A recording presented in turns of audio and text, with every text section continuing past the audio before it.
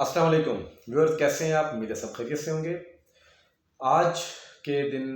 DHA Multan ने कुछ inventory थी जो डायरेक्ट सेल की है, जिसमें रोमांसा के कुछ प्लॉट्स थे और साथ में दो मरला कमर्शियल्स थे, कुछ रेजिडेंशियल थे, ज़्यादा रोमांसा और कमर्शियल पे था फोकस। और इसमें जो मेरी मालूमात हैं उसके मुताबिक दो मरला कमर्शियल जो सेल आउट हुआ है ओपन बिड में था, मुख्तलिफ वहाँ पे इन्वेस्टर्स वगैरह मौजूद थे। तो 1 करोड़ 20 लाख से स्टार्ट हुआ, 2 कनाल सेक्टर शॉप, 2 मरला सेक्टर शॉप का। और वो आगे कहते हैं ना, बोली लगते लगते तो जाकर तकरीबन 2 करोड़ 5 लाख पे जाके एक शॉप का जो है वो एक बंदे को वो मिली है। और उसमें उस इन्वेस्टर को 8 शॉप्स का वो था एक ब्लॉक जो उनको वो दिया गया है, और वो ईच शॉप जो है 2 करोड़ 5 लाख पे वो उनका रेट जो बना है। 8 सेक्टर शॉप्स थी, वो दो दो मरला की सेक्टर बी के अंदर। और इसमें अट्रैक्टिव चीज़ तो मुझे अभी तक खुद समझ नहीं आई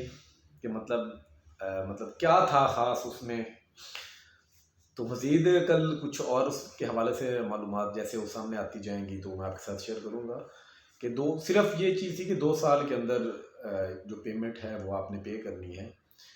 और जो इसका बेस प्राइस रखी गई थी, जहाँ से बोली लगना स्टार्ट हुई थी, वो थी 1 करोड़ 20 लाख। सिर्फ इसमें अट्रैक्शन थी कि आपने पेमेंट प्लान 2 साल के अंदर वो पूरा करना है। तो मैं हैरान हूँ दूसरी तरफ कि अगर हम देखते हैं 2 मरला कमर्शियल आप अगर फुल पेमेंट पे ख़रीदना चाहते हैं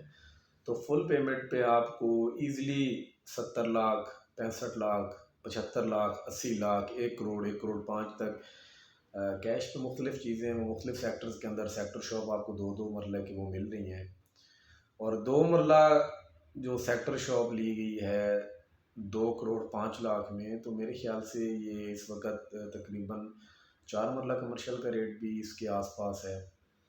तो अभी ये थोड़ी सी जो इन्फॉर्मेशन मेरे तक पहुंची थी तो उसको मैं बड़ा सोचा है कि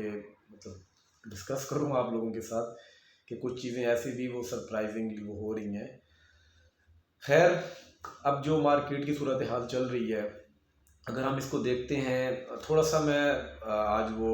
ज़्यादा कोई रेट्स के हवाले से नहीं बात करूँगा, इन्वेस्टमेंट के हवाले से ही बोलूँगा कि जी पहले कैसे इन्वेस्टमेंट हुई थी, जहाँ पे कौन लेके आया इन्वेस्टमेंट,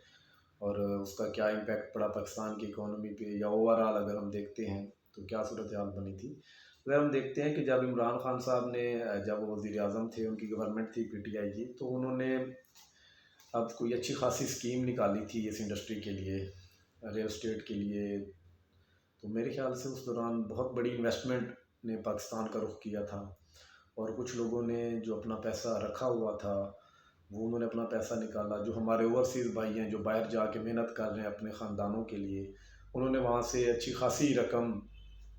पाकिस्तान में भेजी और उनको उसका रिवार्ड भी मिला है। लेकिन क्या हुआ फिर, थोड़ी हुकूमत ऊपर नीचे हुई, साथ में कुछ टैक्सेस अचानक से वो बढ़ा दिए गए। तो मेरे ख्याल से जो मार्केट में स्लम आया था, जो स्टार्ट हुआ था, मुल्क के हालात तो खैर बाद में आके वो डाउन हुए। अगर हम देखते हैं जब इमरान खान साहब की हुकूमत भी थी, पीटीआई गवर्नमेंट थी, पीटीआई गवर्नमेंट में थी, तो उस वक़्त भी अगर हम देखते हैं तो स्लम उस वक़्त से स्टार्ट हुआ है। मतलब कि ये कोई अब पिछले 5 माह में 6 माह में नहीं हुआ, तकरीबन 1 सवा 1 साल हो गया है इस्लाम को चलते हुए। मतलब डाउनफॉल चल रहा है, day by day, weekly basis पे, मंथली बेसिस पे वो रेट नीचे आते जा रहे हैं। तो तब मतलब इमरान खान साहब थे उस दौर में ही कुछ ऐसे टैक्सेस वगैरह वो लागू कर दिए गए, कुछ ऐसे मामलात हुए कि जो रेट है वो इन्वेस्टर को फिर अच्छा नहीं मिला। जो इन्वेस्टर था, जो जिसने निकलना था वो निकल गया, और जो कुछ रह गया उसकी पेमेंट वहाँ पे फंस गई, और वो आज तक बैठा हुआ है। अगर वो निकालता है जहाँ से पेमेंट तो उसको अच्छा खासा लॉस होता है, और वो मतलब अब नई इन्वेस्टमेंट करने से भी थोड़ा वो हेजिटेट हो रहा है। और कुछ दोस्त जो उस वक्त इन्वेस्टमेंट करके प्रॉफिट वो लेकर यहाँ से निकल गए, तो अब वो दोबारा यहाँ का रुख फ़िलहाल के लिए नहीं कर रहे, क्योंकि मतलब जो लोग यहाँ पे फंसे हुए हैं, مطلب جنہوں نے وہ پیک پہ بائنگ کر لی تو ریٹ بہت نیچے آ گیا، تو ایک اچھی خاصی انویسٹمنٹ ان کی پھنس گئی۔ تو مطلب اس میں یہ سمجھتا ہوں کہ کچھ پھر وہ حال ہوا، اس کے بعد ہماری نئی حکومت آ گئی، اس میں بھی کوئی خاص مطلب اس قسم کا کوئی ریئل اسٹیٹ کو لے کر کوئی سٹیپ نہیں لیا گیا جس میں باہر سے کوئی انویسٹمنٹ آتی۔ اگر ہم دیکھتے ہیں جب عمران خان صاحب نے ایک مطلب وہ اسکیم نکالی، اس میں ہمارے باہر سے بھائیوں نے پیسہ یہاں پہ بھیجا، تو دیکھیں جب باہر سے پیسہ پاکستان میں آتا ہے تو اس کا یہ نہیں ہے کہ صرف وہ ان لوگوں کو فائدہ ہو رہا ہے، اوورسیز جو ہمارے دوست ہیں ان کو فائدہ ہو رہا ہوتا ہے، تو اس میں پاکستان کے پاس اس کے بینک میں بھی تو پیسہ آ رہا ہوتا ہے، تو یہاں پہ بھی ظاہر سی بات ہے اس کا امپیکٹ تو دیکھنے کو ملتا ہے۔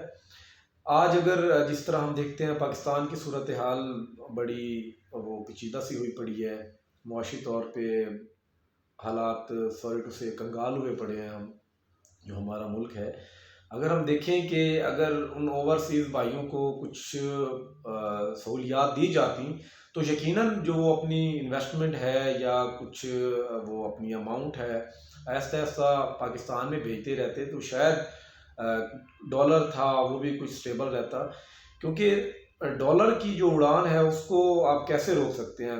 دو تین صورتیں ہیں، آپ اپنی اکانومی اور ڈالر کی اڑان کو اس وقت روک سکتے ہیں جب آپ کی ایکسپورٹ ہے وہ زیادہ ہو،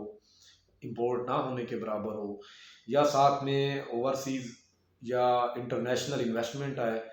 تو ہمارے پاس تو یہ صورتحال نہیں ہے نا، ان دو چیزیں جو ہیں یہ نہیں ہے سوری، کیونکہ اب ہمارے پاس اتنی کیپیسٹی نہیں ہے کہ ہم یہاں مطلب کوئی چیز بنائیں اور اس کو ایکسپورٹ کریں۔ ہم تو شروع سے ہی ازل سے میں دیکھتا آ رہا ہوں کہ ہم تو زیادہ تر وہ کر رہے ہوتے ہیں کہ جب امپورٹ کر رہے ہوتے ہیں، ایون کہ اب یہ آپ کو میرے پیچھے یہ شیٹ لگی دکھ رہی ہوگی، تو یہ اب آ کر کچھ نہ کچھ وہ یہاں پہ بننا شروع ہوئی ہے، تو پہلے تو یہ چیزیں بھی باہر سے وہ آنا شروع ہوئی، مطلب ہم گھر بناتے ہیں، اس گھر کے اندر جو میٹیریل ہم استعمال کر رہے ہوتے ہیں اس میٹیریل کو آپ دیکھیں، وہ میٹیریل ہم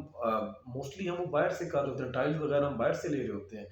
تو یہ چیزیں نہیں ہیں، مطلب ہم کب تک امپورٹ کرتے رہیں گے؟ اپنے ملک کو اگر ہم نے سٹیبل کرنا ہے تو میرے خیال سے ہمیں کچھ معاملات میں جو ہماری وہ بیسک نیڈز ہیں ان میں تو کم سے کم ہمیں خود کفیل ہونا چاہیے۔ تو یہاں پہ اگر ہم اپنے کوئی پروڈکشن ہاؤسز لگا لیتے ہیں، یہاں پہ ہم کوئی پروڈکٹ بنانا شروع کر دیتے ہیں جو ہماری بیسک نیڈز کے اندر آتی ہیں، جو مطلب ابھی میں ریئل اسٹیٹ کو لے کر وہ کہہ رہا ہوں،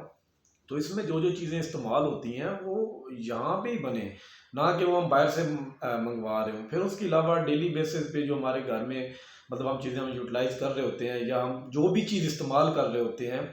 خواہ وہ موٹرز ہیں یا کار ہے یا بائک کچھ بھی ہے، تو وہ یہاں پہ ان کی کوئی بھی اس طرح کی وہ چیز نہیں ہے